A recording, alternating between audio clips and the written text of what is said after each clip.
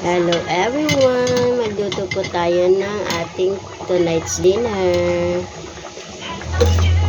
Balatong. Ayan. Nagisa na po siya. Lagyan natin ng konting karne ng baboy, tsaka okra, sili, tapos meron tayong dahon ng ampalaya. Tikman muna natin.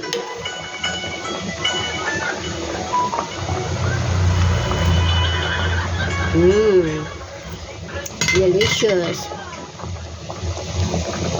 Lagay na natin yung ating, pwede na ito ilagay sa wako.